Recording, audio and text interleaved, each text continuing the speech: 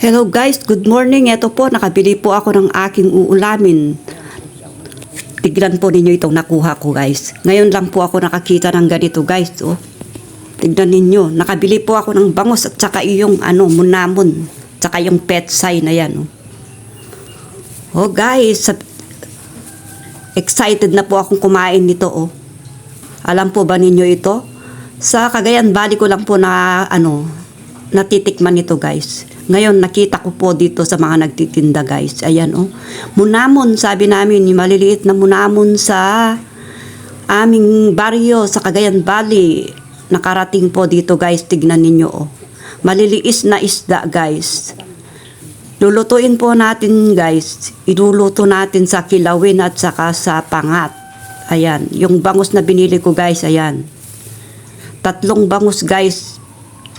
Pipindangin natin guys. Bababad natin sa suka at saka sa toyo. Ayan, hugas muna guys. At ianda na po natin ang ating lulutuin. Ayan na guys oh. Nilagyan na po ng kalamansi at saka sibuyas at saka luya. Ayan. Hindi ko po lalagyan ng kalamansi muna mamaya. Dagdagan ko po kasi suka yung inilalagay ko. Ayan po guys ang niya oh. Mga ricado niya. Lagyan ng konting betchin at sa asin. Yummy na guys, ang sarap. Excited na po akong kumain guys.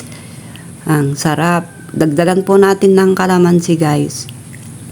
Ayan, piga-piga. Hanggang sa mapiga yung lahat ng katas ng kalamansi para mas masarap guys. O, diba? Kayo po, siguro gustong-gusto po ninyo yan, Kayo din kapag matagal na kayong di makakita ng ganyan na isda, baka utangin pa ninyo. Buti na lang guys, may pera ako guys. Nakakahiya na utangin eh. Pero kilala ko naman yung nagtitinda. Pero kapag wala po akong pera, sigurado utangin ko po yan guys. Para lang makatikim. Tagal ko na pong di nakakain yan. Tignan niyo. Oo. Pumuputi na po siya para maano na siya sa suka. Lagyan po ng suka muna yan, tapos lagyan ng ricado. Excited na po akong kumain guys. So, tignan ninyo, tignan naman ninyo yung sabaw niya.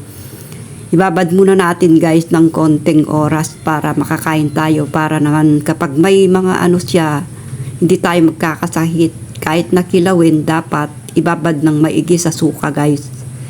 Para hindi safe tayo. Hindi natin alam ang mga ulam na mga kilawin, hindi natin alam yan. Kung ang patutunguhan ng ating mga tiyan.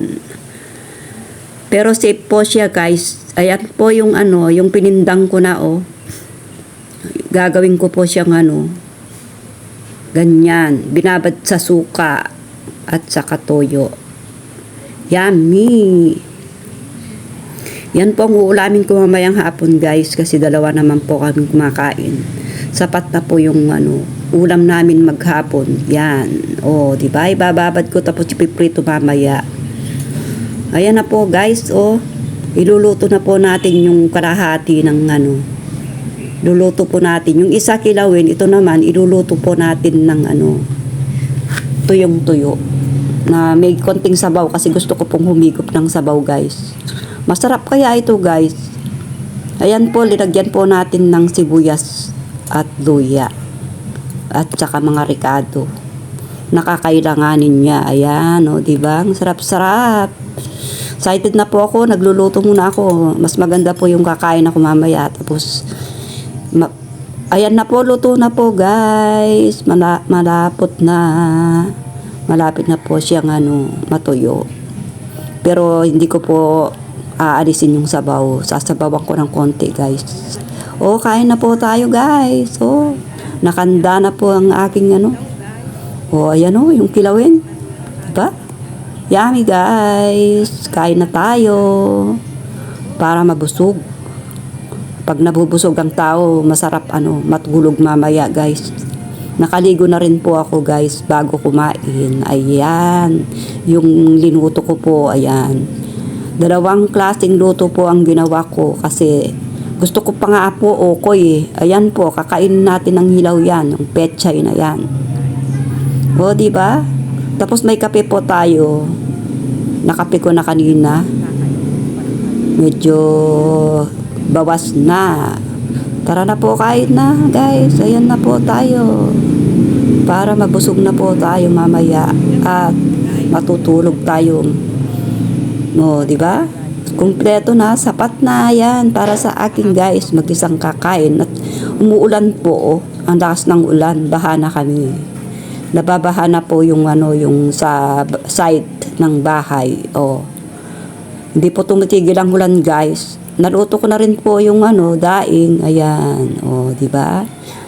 Okay, maraming salamat sa lahat. Pa-subscribe na lang po ulit yung hindi pa nakasubscribe. Paki-hit ang bell button para updated sa lahat ng aking mga video. Maraming salamat.